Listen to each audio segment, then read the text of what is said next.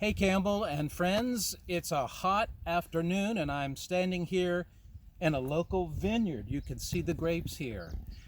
That reminds me to remind you that this coming Sunday we'll be celebrating the Lord's Supper, the breaking of the bread, and the sharing of the vine. So remember that this Sunday is Communion Sunday at Campbell. Our service is always at 9 o'clock. We'll be in the Weems Community Park, the playground. We hope you'll be there or join us on Facebook. The sermon this Sunday is from Matthew 13. It's the story of the loaves and the fishes. And this series of sermons has been about kind of life in an agrarian world. We talked about the sower and the seeds. We've talked about the weed and the wheat. We've talked about all these images. And these are images of the life of the farmer and the harvester. And this story of the feeding the 5,000 takes us back to that sense of the good life for these folks was life when there was sufficient amount of food to eat. And the great life was when there was an abundance.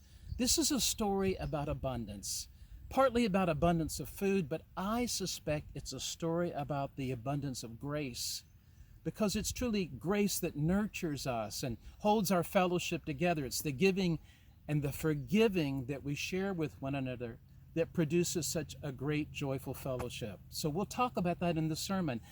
And now a little shout out for Habitat for Humanity. As you drive down to the church and past Gaskins Road, just a block over, you'll see the foundation of the 21st house of Habitat for Humanity.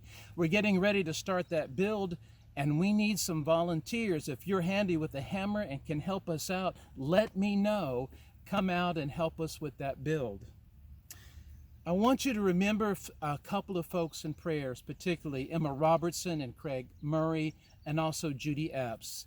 Folks who've been in the hospital, pray for their comfort, their encouragement, their healing. It would mean a lot, and that's part of our practice as Christians, to pray for others and for their healing. And lastly, invite me to your home to come and sit on your porch, your back porch. Find a cool place where we can sit and talk. I've had several folks have me come by. We can talk about church. We can talk about the COVID. We can talk about anything on your heart. I'd love to come see you. So until Sunday, folks, be safe, be smart, take good care of one another. Until then, goodbye and God bless.